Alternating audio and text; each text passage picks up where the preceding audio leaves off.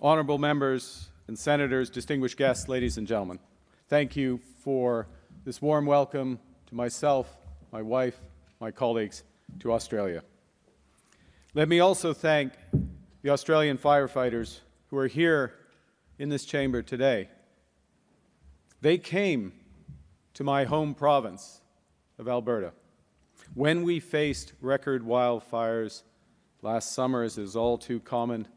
But what is also common is that action, that heroism is just as Australian firefighters have done for Canadians over the years. And this is just one of the many testaments to the profound and practical friendship between our two nations. Friends, it is a distinct honor and privilege to address this Parliament, one of the world's great chambers of democracy, and a testament, as both previous speakers indicated, to our shared Commonwealth heritage. Allow me a few words in Canada's other official language.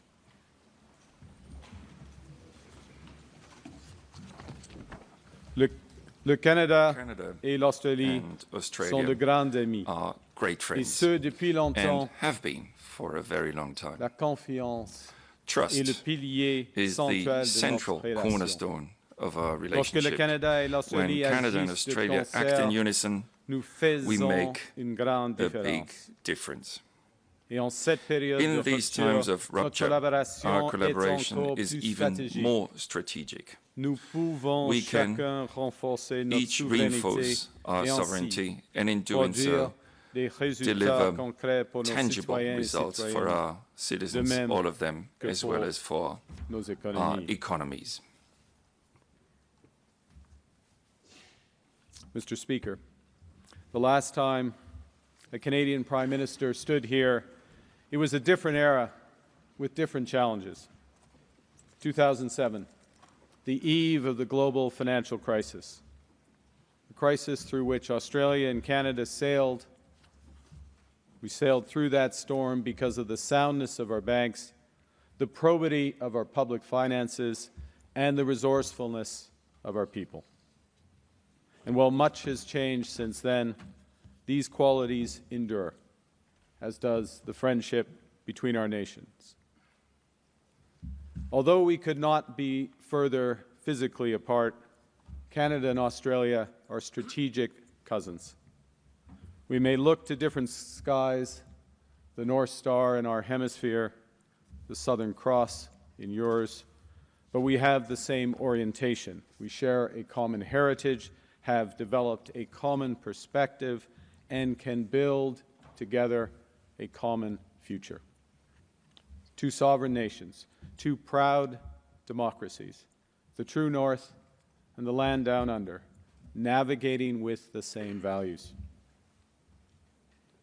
As the Prime Minister indicated, what makes our relationship rare is that it was not built by geography or by great power design. It was chosen repeatedly over centuries.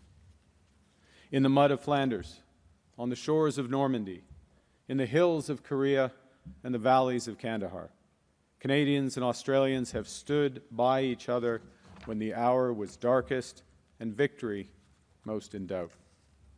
And we have done so because we believe that people everywhere deserve to live freely, to govern themselves and determine their own futures, and that these values are worth defending even at great cost. Together, we helped to build the post-war international system, to draft the UN Charter, and to create a global economic order that brought prosperity to our peoples. We helped write its rules from Basel to Brisbane. We were at the table when the G20 was formed, when the Trans-Pacific Partnership was negotiated, and when the standards governing trade, finance, and security were all set. Yes, that system was imperfect, but it functioned, keeping sea lanes open, resolving disputes, growing trade and investment, and narrowing the gaps between rich and poor across the world. With that global architecture now breaking down from consecutive crises, I've come to Australia at your invitation to reaffirm our alliance and to suggest where it can go next. Because it's my fundamental belief, as a result of optimism I've picked up from people from this great country, that from this rupture we can build something better, more prosperous, more resilient, and more just. It's often observed that we have much in common: the Westminster system, federalism, common law, the Crown. Yet the foundations of our relationship go much deeper. We intuitively understand how each other's systems work, how power is constrained, how our institutions function, and the values that underpin them. This is the product of decades, centuries of parallel development, common inheritance, and continuous exchange between our peoples. It's not something that can be replicated by a treaty or sustained by rhetoric. On this common foundation, we have built civic nations, societies held together not by blood or soil, not by a single faith or culture, but by something more demanding and durable: a shared commitment to live together, to accommodate our differences, and to pursue the common good. Canada's founding insight is that unity does not require uniformity, that we can share a country without conforming to a single identity, that our differences, honestly acknowledged and respectfully navigated, are a source of strength. Australia arrived at the same destination by its own path. Let us remember that Australia was the first nation in the world to give women the right to vote and to stand for Parliament. Your example has inspired the world ever since. And that act of democratic extension, choosing to widen the circle rather than guard its edges, is the fundamental instinct that drives our common civic nationalism. Our two nations were built by risk-takers, by voyageurs, by drovers, adventurers, people whose families left everything behind to start again. They crossed oceans with uncertain prospects to bet on themselves and bet on each other. And that commitment to building something together rather than resting on something inherited, is bred in the bone of our national characters. Of course, we are both nations still in the making. The important work of reconciliation with Indigenous peoples is ongoing. We continue to strive so that everyone has equal opportunities, regardless of gender, race, sexual orientation, or starting point in their lives.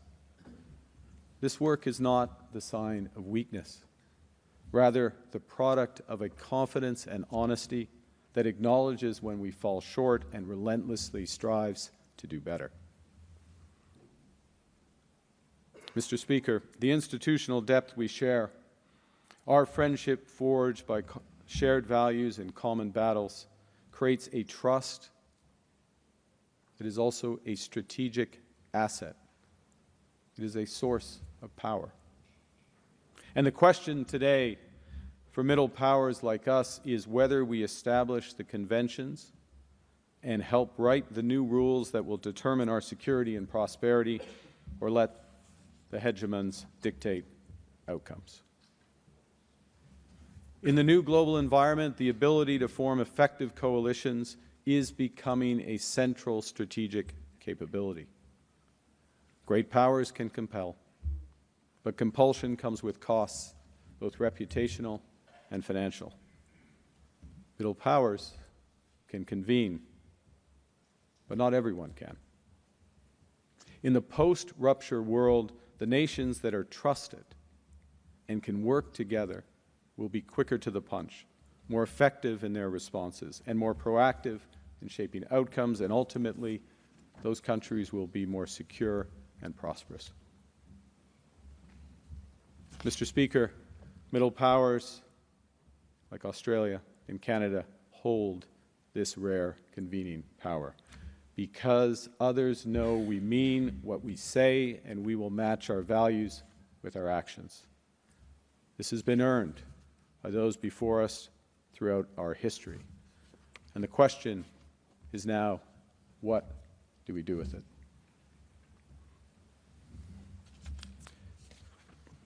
Canada is choosing to create a dense web of connections to build our resilience. We've adopted a new framework for engaging the world, variable geometry, creating different coalitions for different issues based on common values and interests for those issues. This is not a retreat from multilateralism, it is its evolution. And to be clear, Canada's support for the United Nations, the Bretton Woods institutions, the multilateral system is, like Australia's, unwavering. But while we are committed to reforms of these institutions in order to better reflect today's world, we need coalitions now to address immediate challenges. And as those coalitions work, they will help demonstrate the power of multilateralism and reinvigorate it. The fact is, right now, many countries are concluding that they must develop greater strategic autonomy. And this impulse is understandable. When the rules no longer protect you, you must defend yourself. A country that can't feed itself, fuel itself, or defend itself has few options. But in the 21st century, the requirements for economic security and prosperity of our countries extend far beyond food, conventional energy, and defense, as important as these are. Today, sovereignty requires reliable access to space-based communications and storage, vaccines, semiconductors, payment systems, and capital.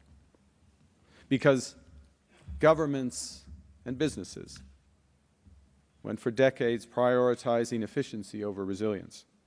We've developed supply chains and trading relationships that create dependencies on the great powers, sometimes even individual corporations. All of these affecting essential elements of our sovereignty.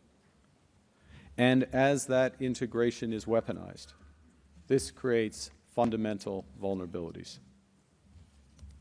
In response, Canada's strategic imperative is to build sovereign capabilities in these critical sectors, at home and in coalition with trusted, reliable partners like Australia, to ensure that integration is never again the source of our subordination.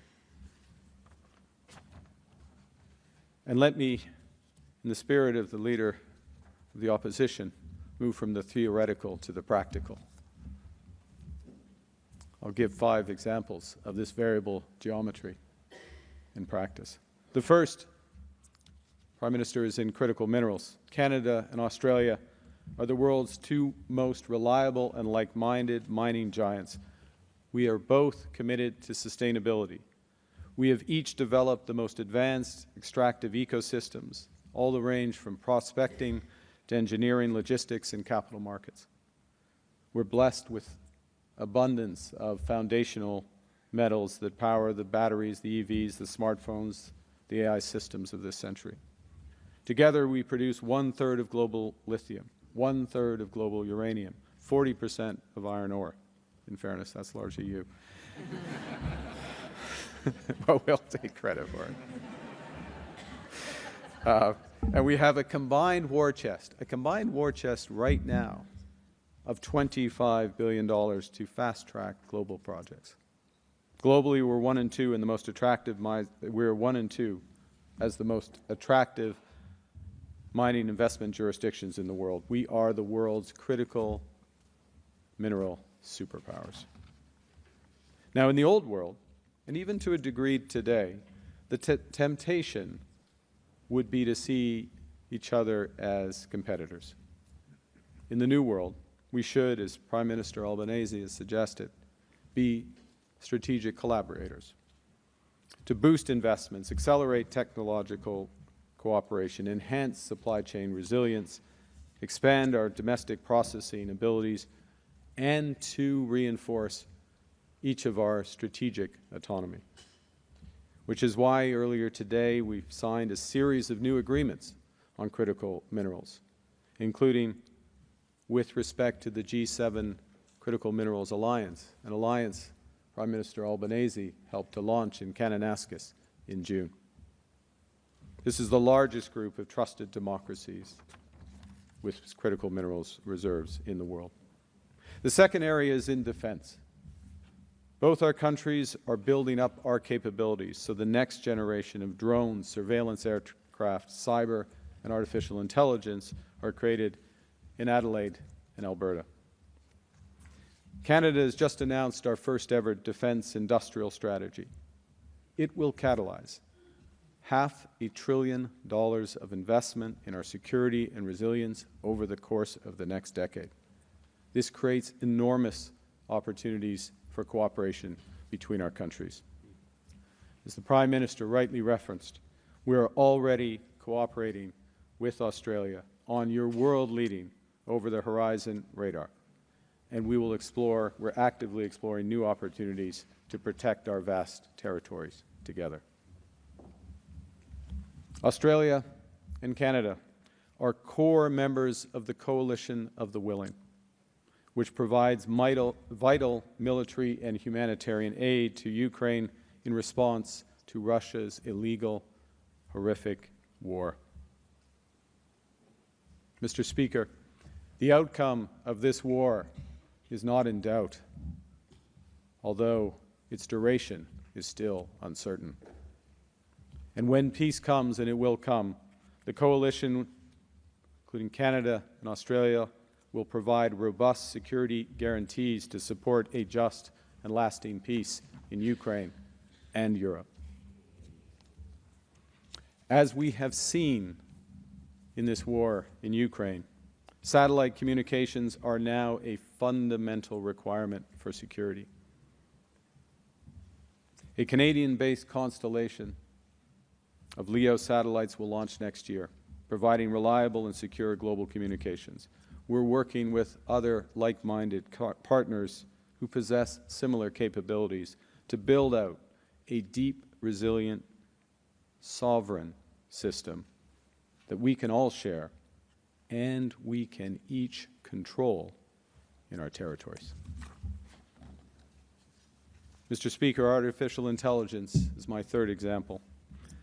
As AI begins to transform our economies and our lives, strategic autonomy will require sovereign intelligence infrastructure, including secure clouds, data, LLM models, enterprise applications. Canada can contribute here as well, in partnership. We're the #1 global destination for master's and doctoral students. We produce some of the world's most renowned AI developers and are home to the leading AI institutes and many of the startups. But we know that is not sufficient. We know we must work with others who share our values to build sovereign AI capabilities so we are not caught between the hyperscalers and the hegemons. We're partnering with like-minded nations in Europe, and we look forward to today's agreements to work more closely in partnership with Australia, and as well, building on the announcement at the APEC summit in our trilateral AI initiative with India. Fourth, on trade. Our two nations are championing efforts to build a bridge between the Trans-Pacific Partnership and the European Union. Canada is already a member of both trading blocs. I hope soon you will be as well. Both of us know that the value of this is a global public good. Yes, it's market access, but it's a global public good because this is a bloc of 1.5 billion people grounded in common standards, shared values, and is capable of anchoring a new rules-based trading system even as the old one falters. To be clear, this is an ad hoc coalition, variable geometry, of middle powers that has a larger GDP than the United States, 3 times the trade flow of China, the largest combined financial balance sheets in the world, over 60 of the world's top universities, and the largest source of cultural exports globally. It might not surprise you, given my background, that my final example is capital. Over the past 2 decades, access to capital has become increasingly weaponized. And in the coming period of global volatility, our financial systems will likely be tested once again. Canada and Australia retain the advantages of sound banking systems, the most sophisticated and reliable financial infrastructure.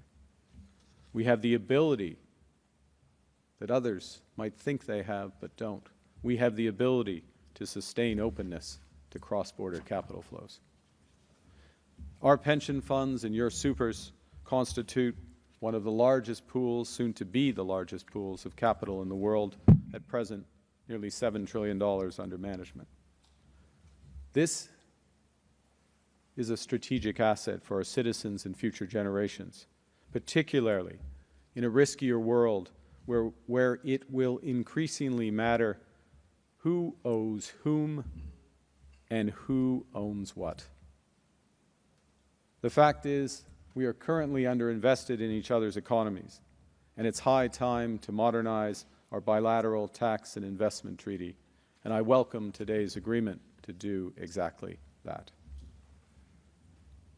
Mr. Speaker, the connections, these new connections between Australia and Canada are greater than the sum of their parts. This is an alliance reaffirmed, a friendship strengthened, and a partnership to build greater prosperity and security in the Indo-Pacific and beyond. The fact is, Australia and Canada have never waited for others to write our futures. We've written it ourselves through a century of choices, standing together in the darkest hours, building the post-war order with optimism and purpose, and now helping to create what comes next. Yes, the world will always be driven by great powers, but it can also be shaped by middle powers that trust each other and act with speed and purpose. Australia and Canada have demonstrated that trust again this week. Every agreement signed, every coalition deepened, every commitment made is variable geometry in practice. And we do so because we both understand the scale of the task ahead and because we have traveled together on this road before. Canada could not have a better partner than Australia. And as one of my predecessors, Prime Minister Pierre Trudeau, said in the 70s, Australia is a self-possessed and confident nation that believes in the future of mankind. 2 nations under different skies with the same orientation, a friendship built over a century that is ready to build the century that awaits. Thank you very much for this honor.